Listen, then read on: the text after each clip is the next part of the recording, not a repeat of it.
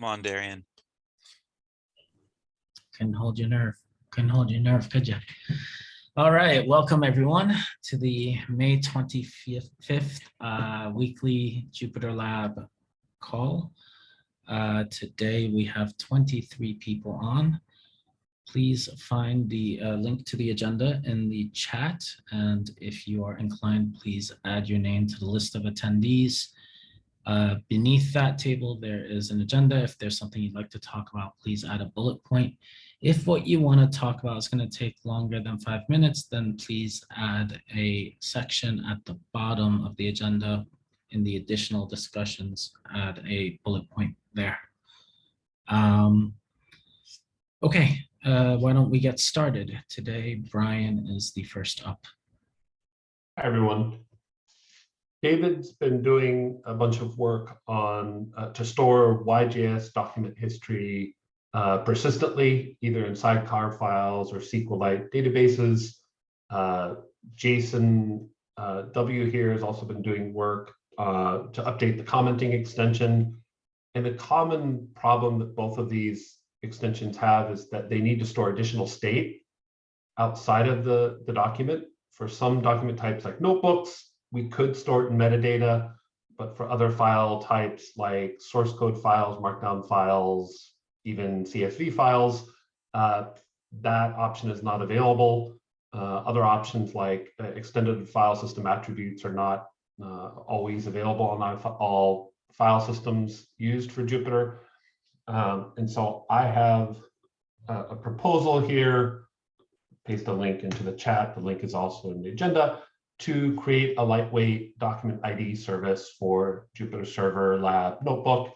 And the idea here is that this would provide an API where a front-end extension could pass a path to the document it currently has and get a unique ID for the document for renames and moves that occur within JupyterLab.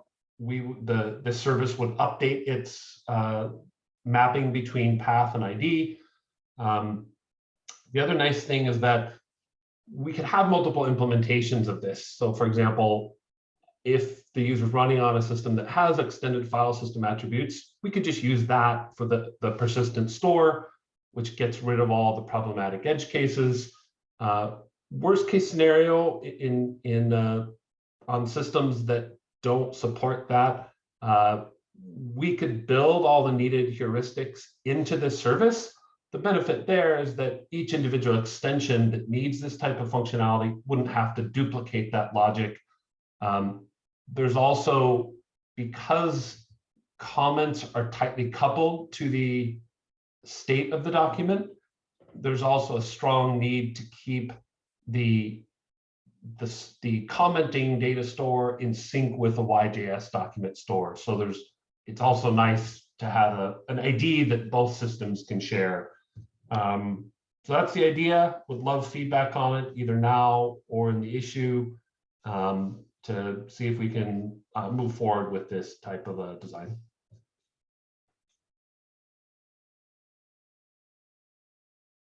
Cool, thanks. Any comments, questions? And I have to leave at 9:30, so I won't be around at the end of the meeting for longer discussions, but please, if people want to discuss it more, please do so. I have a historical question for you, Brian.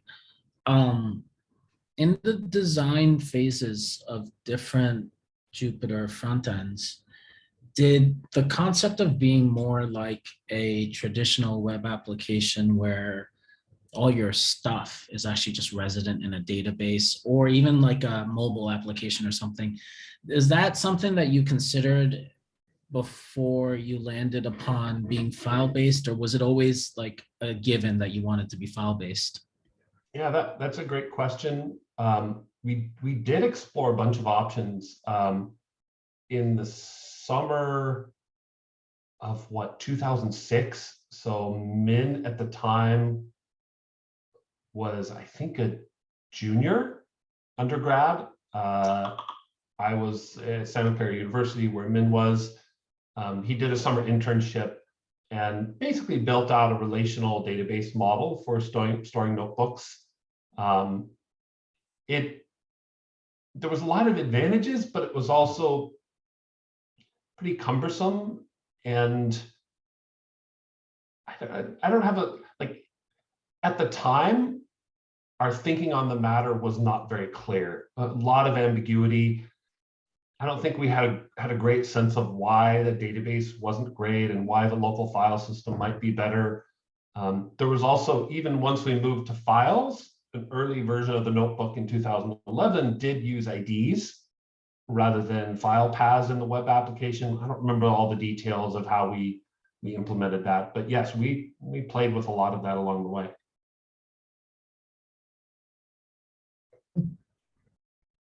But you landed on folders anyway, folders and files and file system, and yeah. No, I mean, it makes sense. You want to share documents and stuff. That's super valuable. You give up a lot by not doing that. And even the hybrid is like, you download from the web app, but the web app is the place where you have to import it into. And yeah, fair enough. Any other questions, comments on document ID service, or shall we move to the next person? It was me. All right. One quick announcement. I've linked to a tweet, which is not something I would ordinarily do. But this is for a request for a call for proposals for Jupyter community workshops. The deadline is coming up June 6th. It's quick. And basically, you fill out a form describing an event you want to put on, and we might give you money for it. So, you know, if there's something you want to host that's Jupyter related, and you are the person who wants to bring Jupyter to your corner of the world, please do. And if you use Twitter and feel comfortable, please retweet. And I see Jason adding a link to the blog post. That's useful. Thank you. Yeah, so that's one thing. The other thing is well, actually, hold on. If anyone has questions about Jupyter Community Workshop, since Jason is here, I will defer them to him, but any questions?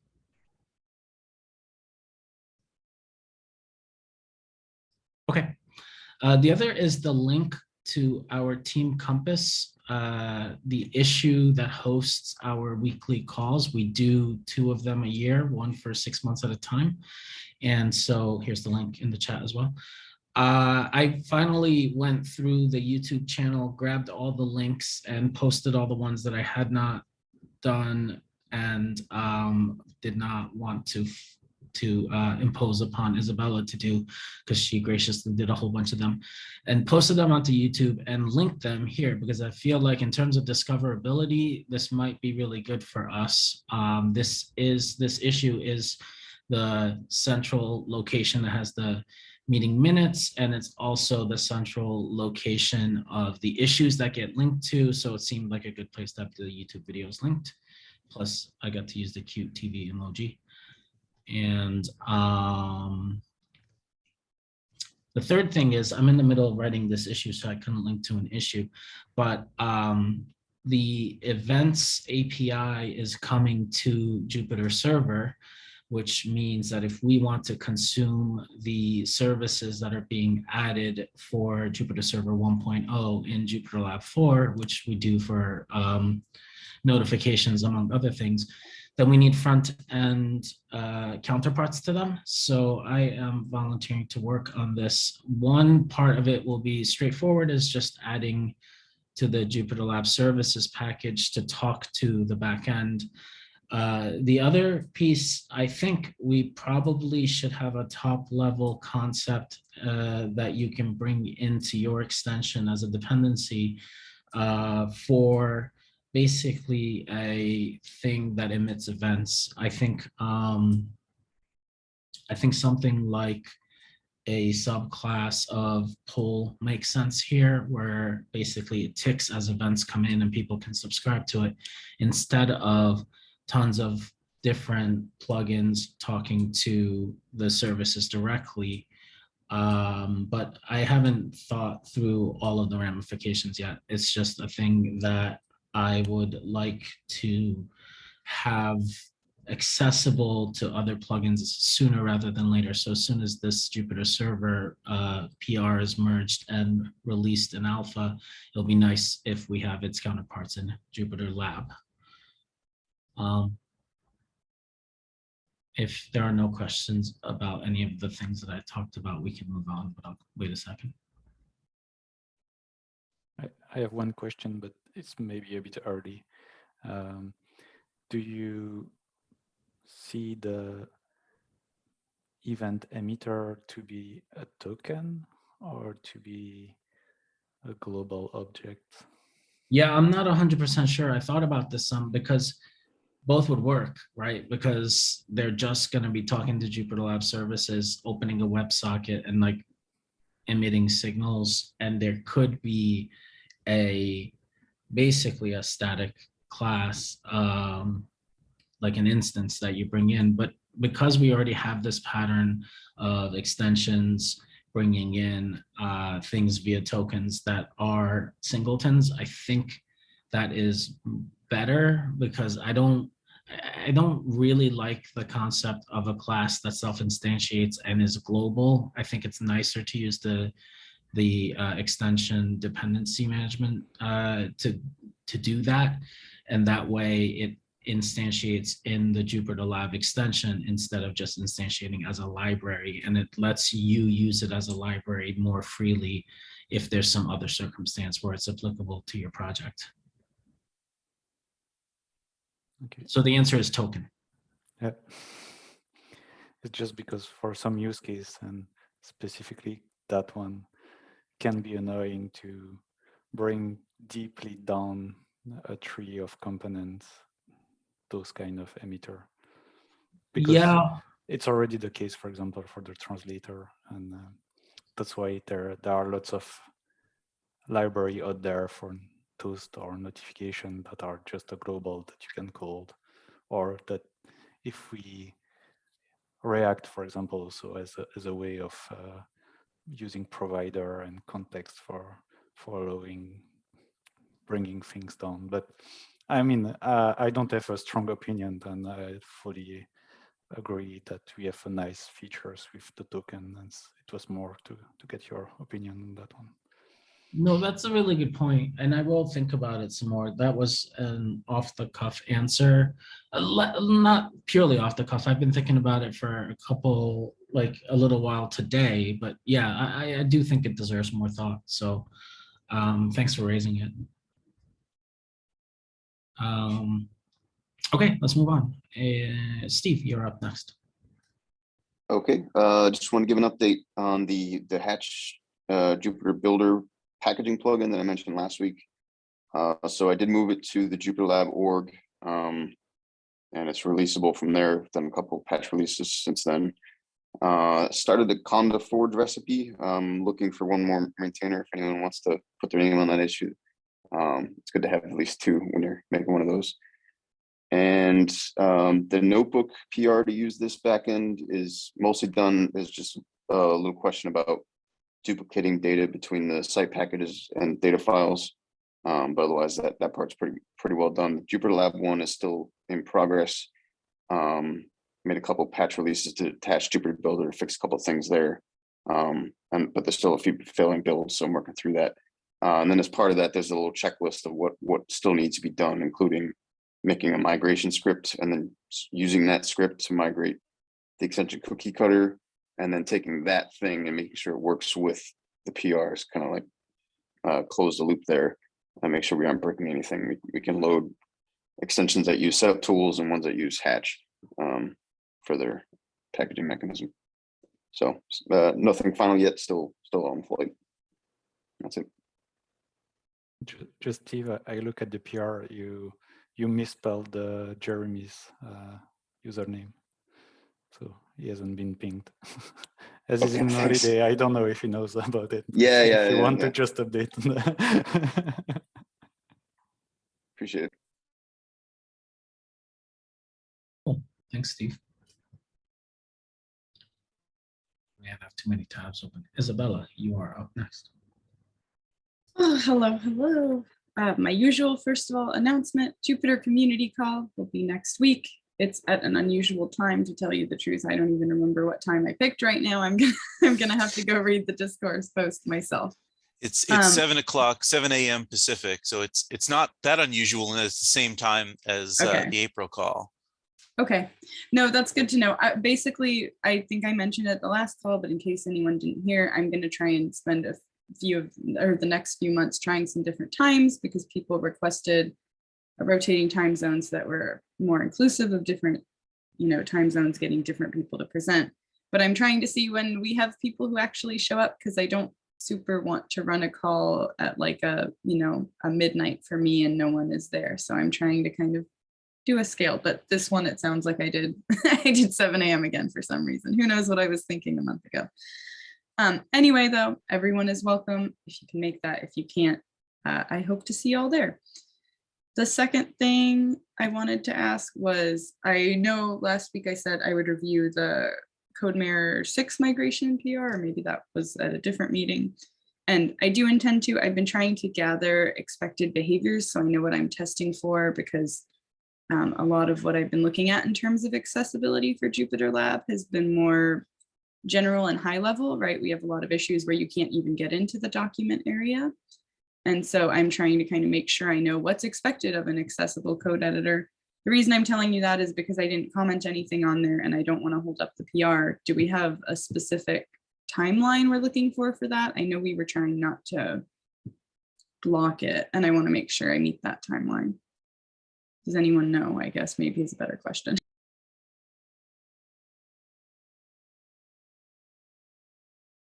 So I think, I mean, obviously this is a thing that's a backward incompatible API thing. So it's pre 4.0, but I don't think there's like a well-defined timeline there. It is, yeah, it is a prerequisite for 4.0. That's fine. And I can ask on the PR too. I just, since it was still in draft, I thought I'd ask here first in case I missed a step somewhere along the way. So thank you. Thanks for looking at it. Yeah.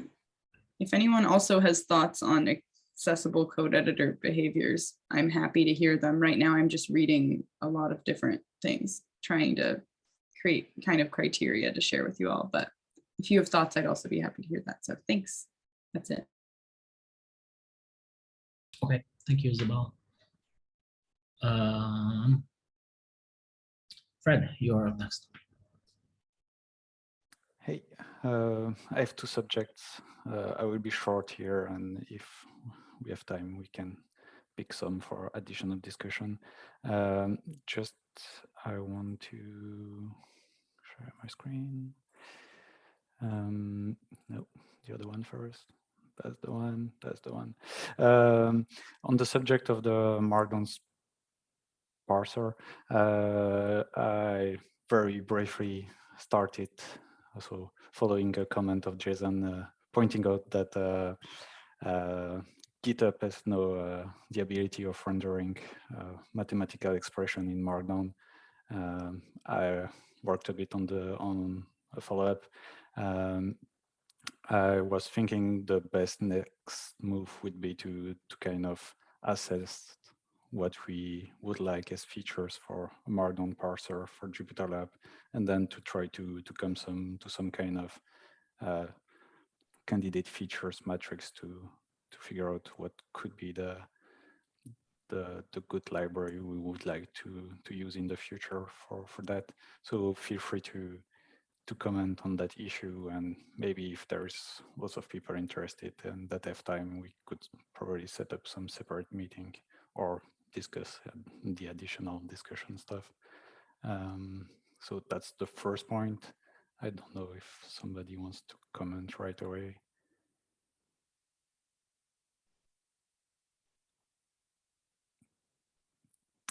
And then if not, so I think I have said it a couple of time now. So I'm working on a new way of doing windowing or virtual notebook. So that means that you are only displaying part of the cells that you have in the notebooks, the ones that are in the viewport. I'm almost through it with the features. So basically, search is working, debugger is working, table of content is working. So most of the things are working. I still have a couple of hiccups, and I just ran the benchmark on the PR, and the results are really amazing. Like the opening of the large notebook, I get like 100% less time. It's even funny. It's like no, the large notebook test case in this PR is taking less than the Markdown file to be opened. So that's very, very promising. And so if we have time and people are interested, I can dive a bit more in the additional discussion of how it is implemented. Otherwise, there will be other occasion. And that's all for me. So that looks really impressive. And the benchmark suite that you wrote has come in really handy for making the case for why this is awesome. Thanks for showing it off. That's really cool. Can't wait to see it go in.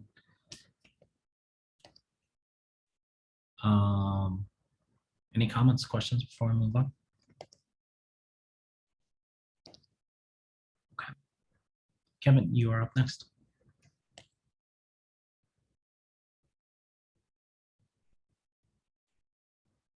Oh, sorry, didn't find the unmute button.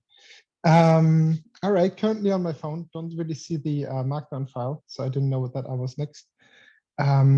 So Carlos created a PR, and maybe somebody can post this in the chat as well, that basically replaces the shared model approach that we've been working on last year with a new approach. And I would like to discuss this, maybe discuss some of the advantages and disadvantages of both approaches.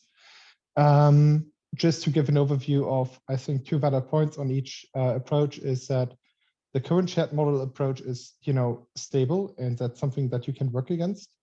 And the other implementation basically keeps more backwards compatibility while it removes the model DB specifically. So yeah, we should discuss this, I feel, because it's a big change. And I would love to see a lot more people in the RTC meeting, maybe next week on Monday. That would be great. Yeah, that's it from me. Well, thanks for bringing it up, Kevin. I also mentioned this on the notebook call as well, because this piece of functionality will obviously end up in notebook version 7 as well, because it's relevant to the core notebook component and the user experience you have. So the call is linked, and yeah, please come. It'll be here. I am not 100% sure I can join. I am going to be away next week, but I'm going to try my best because this is an important conversation. Kevin, the next Monday is a holiday in the US, and there's several of us that would like to join, but we'll be out for the holiday. Can we either record it or reschedule it or whatever? Oh, I would be absolutely happy to reschedule it because I'm on vacation next week. Oh, you're on vacation too. Everyone's yes. on vacation next Monday. Okay. So maybe we can move it to the Monday after that. Officially, there's no RTC meeting then, but maybe somebody who has access can move this RTC meeting to the week after it. And then we have 2 RTC meetings in a row, because currently we only meet every 2 weeks. I can move it right now. You just want me to move the call that is Monday to the next Monday, right? Just checking. Yeah, exactly. Just once. I'll do it. Thank you for that, Isabella. And I'll update the notes. And it'll be, again, the deadline for the Jupyter Community Workshops is the same day. So another plug for that. Nice. Okay.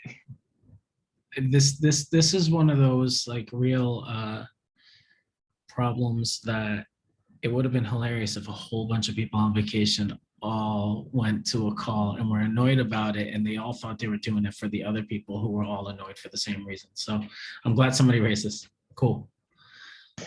That's funny. Okay, David, you are up. Hey team. Wait. We can hear Can you, you guys hear David. me? Yep, Can you? you're good. Oh, okay. Well, sometimes the yeah, Zoom shows the little green bar.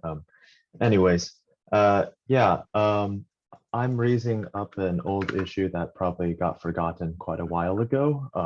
I'm a new contributor on the team, so I just found something quick and easy to work on. I'll post it in the chat for people on their phone. Basically, right now in JupyterLab, the default launcher page, the icon colors are kind of messed up, and in addition to the icons themselves. Piyush has already done a lot of work on this, and I'm sort of building off of the work that he's already done. But in essence, the Python icon is this weird, like, monochrome purple. I just want to make sure that there wasn't any like established precedent for why this was so. Specifically, I'm proposing that we change the icons to something more standard.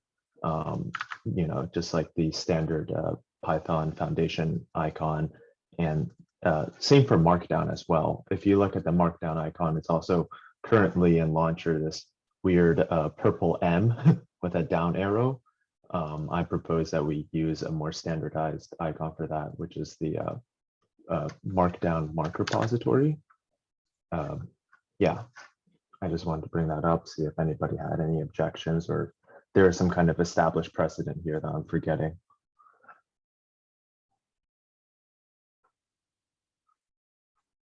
I could be wrong, but I want to say that they're both that purple color because many of our icons are colored using the rest of JupyterLab CSS variables. And so I want to say that they're colored by a variable that probably says, this is something that's not a Jupyter file. It's not a, you know, like it's kind of like this is maybe the catch-all. I'm not entirely sure. Does that check out to other people who might know more than me? I might have lost the context real quick. Are we talking about how the icons in JupyterLab aren't the standard for like Markdown and Python and such? And yeah. That, I actually did a lot of research on that because I didn't like that. And if anybody's ever used Elira, you'll notice we've actually overridden a lot of them to be the actual official versions of a lot of those icons. Apparently in the very early years, they had somebody create unique icons for the file browser for JupyterLab. So every file icon in JupyterLab is actually a custom JupyterLab icon. And they were all created and customized specifically so they could be easily scaled, changed colors, light mode, dark mode, and support all of those features and still follow any trademark or copyright for those specific file types. So interesting. I very much dislike it personally. I think we should be using like official logos for things like Python and R and Markdown. But that is the mentality and original thinking behind those as far as my research went.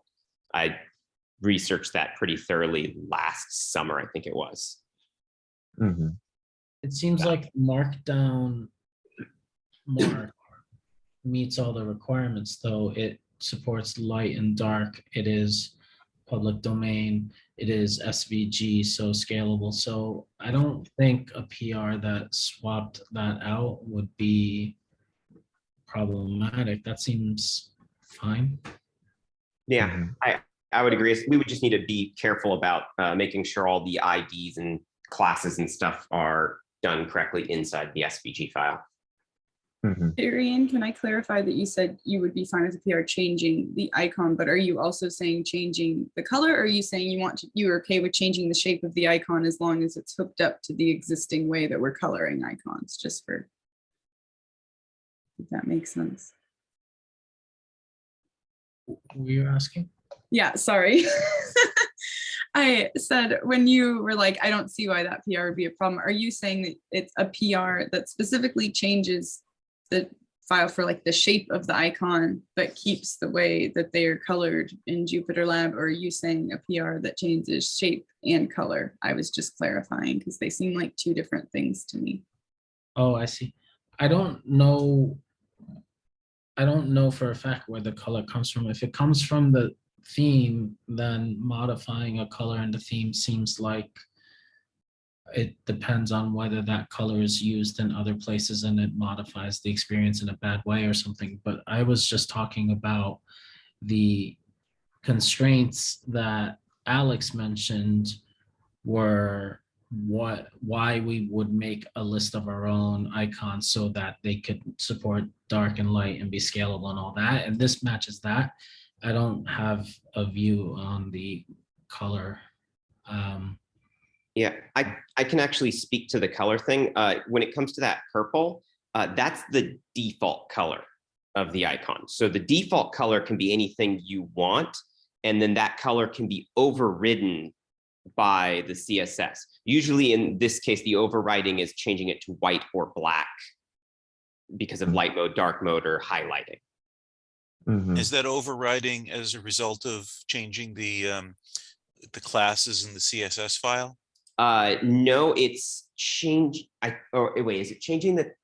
We use CSS variables. I forget exactly how we leverage them though. Okay. We use them to color certain classes, and so the icon gets that's my understanding. And so the icon gets assigned a class that is like, it was recently reworked, is why I don't remember the exact variable name anymore, because it used to be that it was actually colored by the UI font color, and now I think they have their own separate class.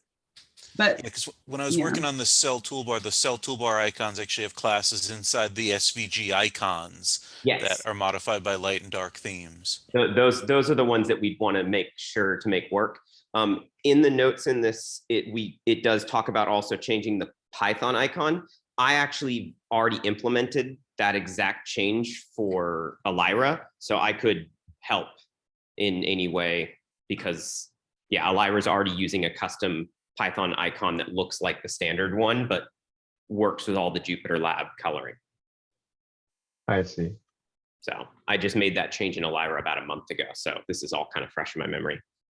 Yeah, could you link that in the issue maybe, or send it to me in some other way? Yeah. Yeah, I'll open up the issue and I'll go find my PR on Elira to link to it after this meeting. Okay.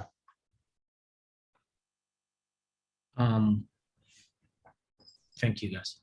One question about the previous point. Is June 6th a public holiday in Germany?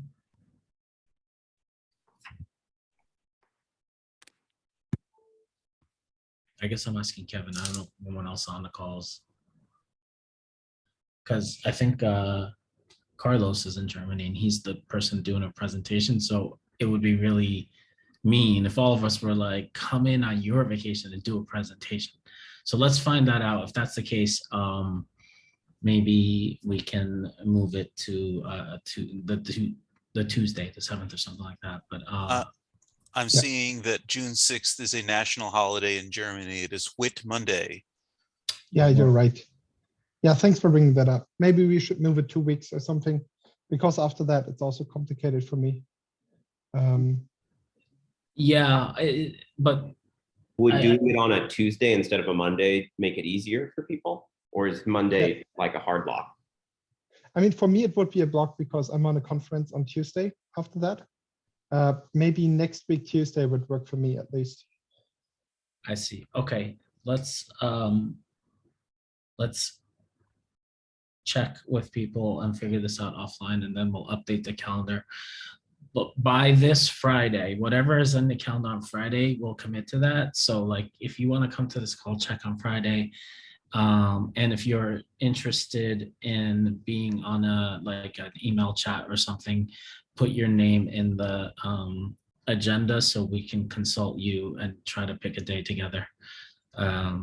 It seems like it's fallen at a tricky time, but I really feel, I would feel really bad asking Carlos to do a presentation on the day off. Yeah, that makes sense. Really, thanks for bringing that up. Cool, thanks. Okay, so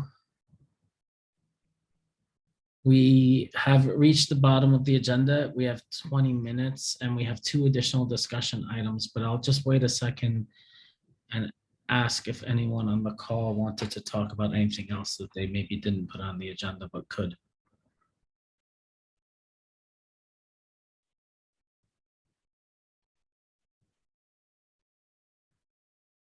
Okay. All right. So the first one is Rick and Jason W. talking about the vulnerability handling process. Take it away. All right. Thank you. I don't necessarily know that this falls into the going to take a while. It's more just letting folks know. And if you want to read about it and contribute, so I'll drop a link into the chat. I already dropped a link into the document. And just because everyone loves reading text, I will share my screen. So currently, this is a draft document that we have over in the Jupyter security repo describing what we are putting forward as a vulnerability handling process across the Jupyter subprojects. And our intention is that this draws on current practices that we've heard from other folks like Jupyter Server and what we've observed. And it also communicates out to the community and say folks at companies that rely on Jupyter or organizations that rely on Jupyter as to how we intend to handle vulnerabilities. And of course, the great thing about having a process is that if it's not perfect, but it's written down, we can adjust it.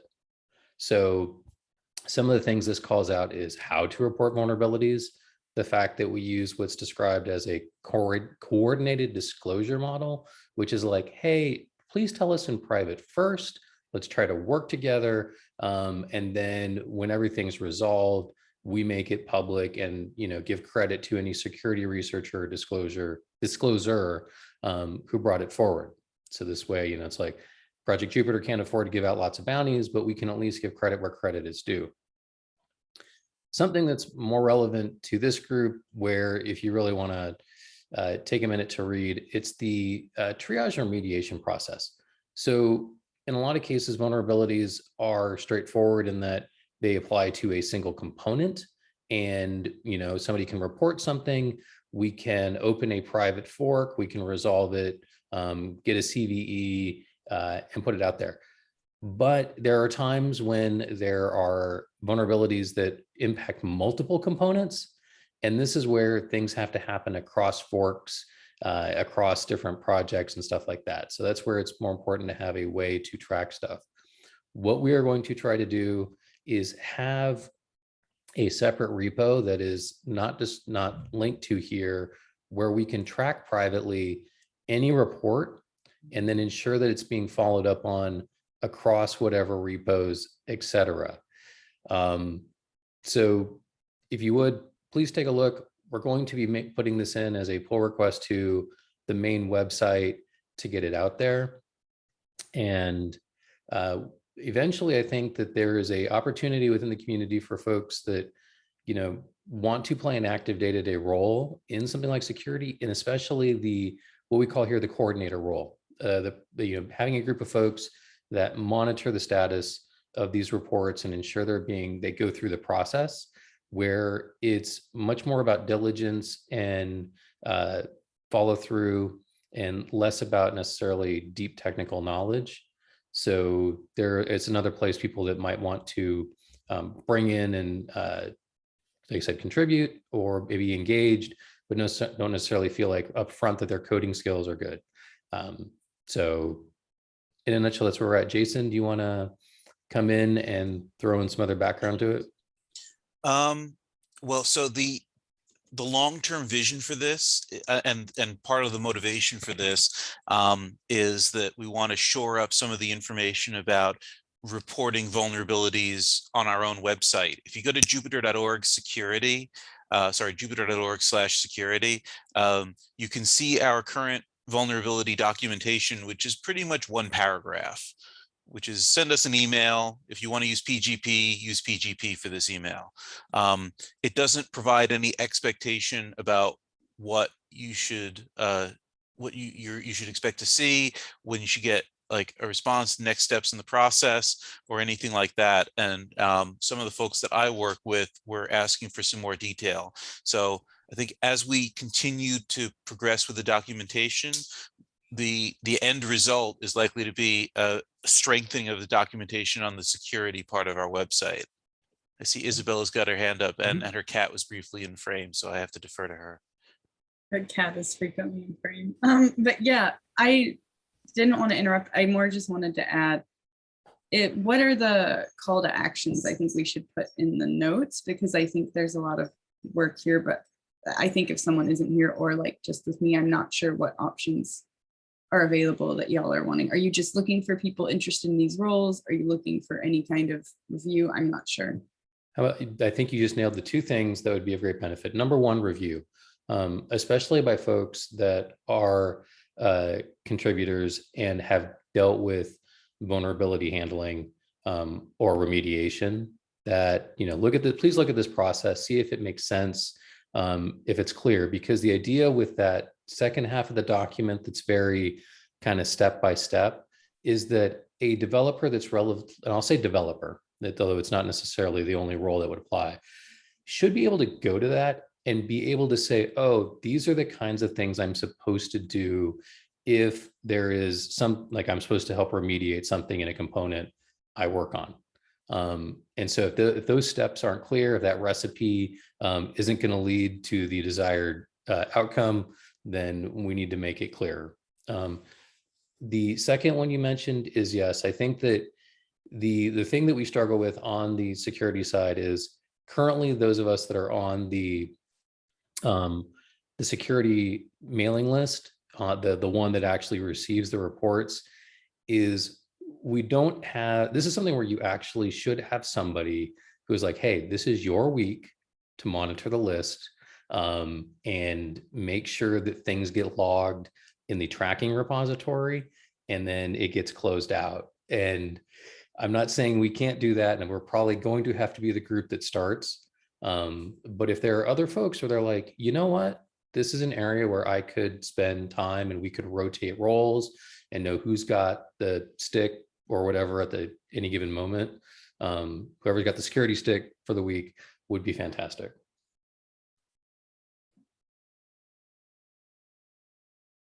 Added those to the notes. Thank you.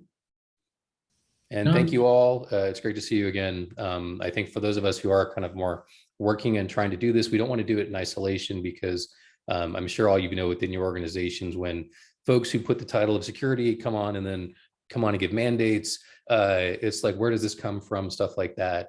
And I don't think that would work for this community. I think it's much better to say, hey, this is what you're already doing. Can we formalize it and then improve on it? Thank you so much, Rick. I was wondering if we could have some sort of like swag bundle, you know, like a shirt and some stickers and stuff like that. So you don't get a bounty. We don't have that, but you can get some sort of nice incentive. Yeah. I think that'd be great. I mean, if you've seen the traffic or you have a feel for the number of vulnerabilities, it's probably a few a month, I would say. And that is not out of the range of, t-shirts or stickers or, can you shout me out on Twitter even? Yeah. And, I think being able to do that would be a really nice gesture, even more than a gesture. Cool. Thank you so much.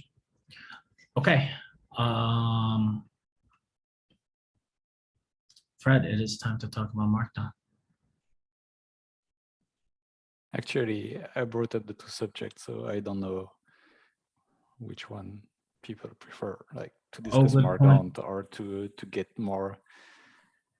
Okay, so more technical background on how I'm implementing the virtual notebook. All right, how about if you want to talk about virtual notebook first, you do a laughing emoji. And if you want the joy one, and if you want to talk about Markdown first, you do the open mouth emoji. Markdown is open mouth.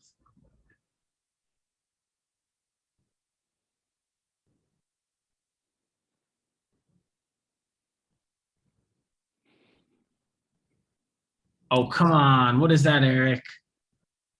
That's a different open. Piyush, what do you do? What do you got? What?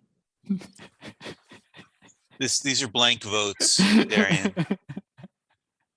Okay, so this is like the worst. Who voting- said developers were good at following instructions earlier? And- Was that this meeting or am I mixing up? And the emojis disappear too. So it's like I have to remember who was trolling me. No, I think there are more Markdown than the other one. Okay, why don't we start with that and then see where we go. Yes. So maybe let me share my screen. So I think one of the idea would be to, as there's lots of people at this call, maybe try to fulfill a bit more the list of feature we are expecting from the Markdown parser. Let me bring the chat.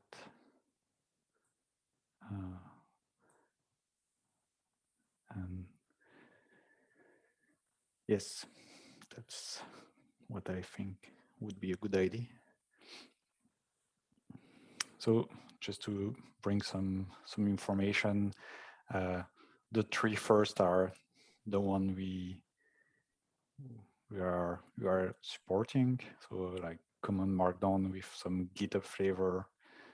There is no big comment about GitHub flavor because lately they've added lots of new features. So we may refine what that means. Supporting math syntax, we should probably also refine what that means. We are supporting cell attachments.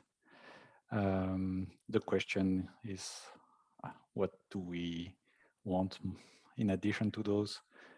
There's probably some needs of being able to extend the Markdown parser. And there is also a question of MyST support because it was one of the results of the JupyterLab survey, and I think there is already also an issue, but it could also be an extension. So I'm just listing it because I was knowing about it. So I don't know what are your ideas, thoughts.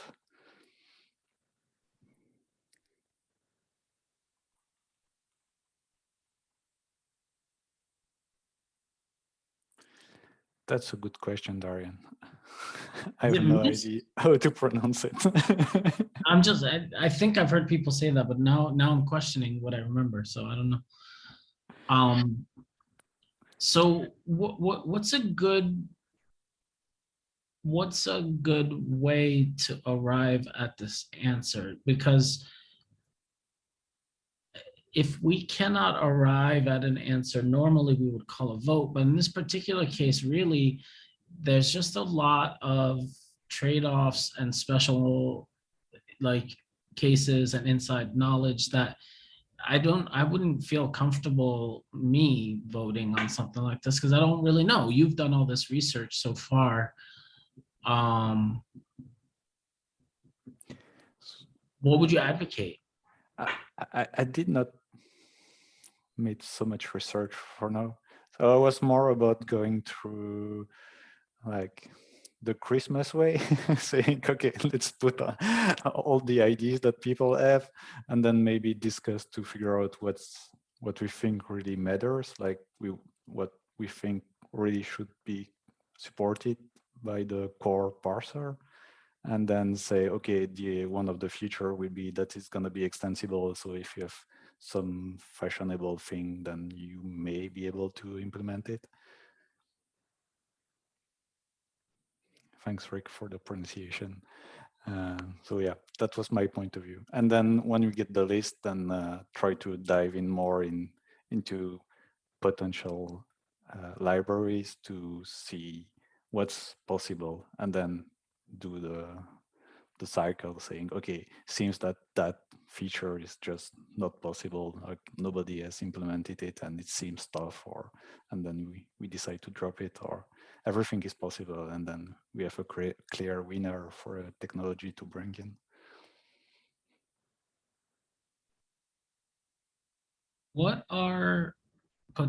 What's an example of an attachment?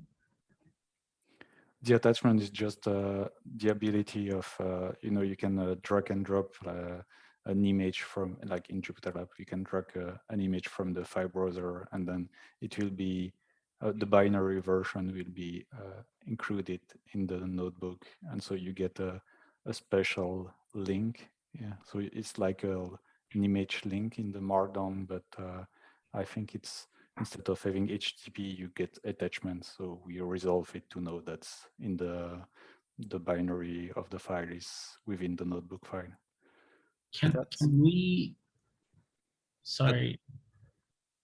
Go ahead, That's Jason. fine. That's not changing the Markdown syntax, right? That's just adding a new URL with a new scheme, which I think is perfectly valid. So I don't know that cell attachments are, you know, an extension of Markdown. It's, I place it here in the sense that we should be sure that whatever we decide to pick up, we should be able to resolve that. Okay, fair enough. Can it be resolved with everything by converting it to base 64 inline image HTML tag? Like, is it something that basically every Markdown renderer that supports HTML image tags already supports this feature? I have no idea. I don't know what's the support for the image.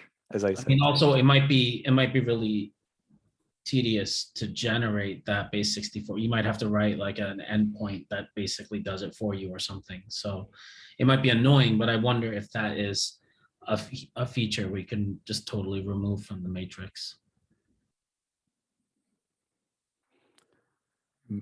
the main thing is the resolution of the special link to that attachment. That's what. Well, that's what I'm saying. I'm saying don't make it an attachment, make it inline. Yeah, but we will need to support it as it's in NB format. So anyway, we'll need to support it. Yeah, true. Good point.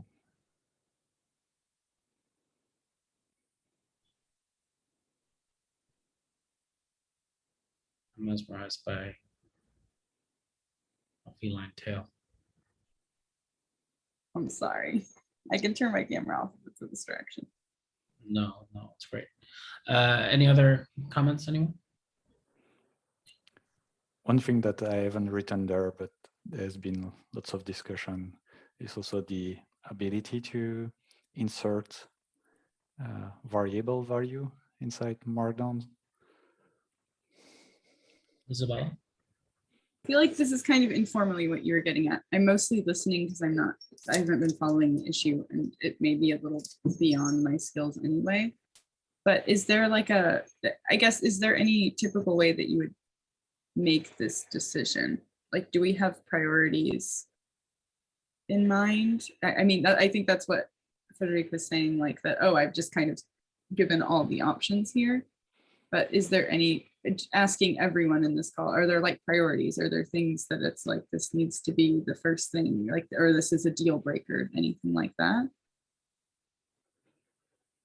For me, the first step before picking a renderer is actually getting a precise description of the Markdown that we use in Jupyter. So whether it be GitHub flavored Markdown, this is how we interpret math, or whatever it is, having that standard first, and then that guides us in picking a renderer, and it helps other people with different renderers. Like William's been mentioning, you know, he'd like to support Jupyter Markdown, but he uses Markdown IT with separate plugins and things like that. Like having some clarity at the foundation level, which is what is the Markdown standard that we have, to me is the first step, rather than just switching to a new implementation and then whatever that new implementation does is what we support. Isabella, do you want to comment again? Oh, sorry. I don't think so. No, I'm just listening. Sorry. No, don't worry. So I agree totally with Jason, but it's just, I think, so we should also consider the feature to be able to say, okay, that's the syntax we want, the grammar we want to support. Because, for example, if we want to support rendering value of variables within the Markdown, that means we need to come up with a syntax for supporting it. So Although I'm fine with the answer saying we just support what we are supporting right now. We just need to formalize it. Well, I mean, what we support right now is a moving target because we use, or what we support is what Mark.js supports, and it's changing Yeah. to align better with True. Common Mark, for example. So I think we need to figure out where our line in the sand is.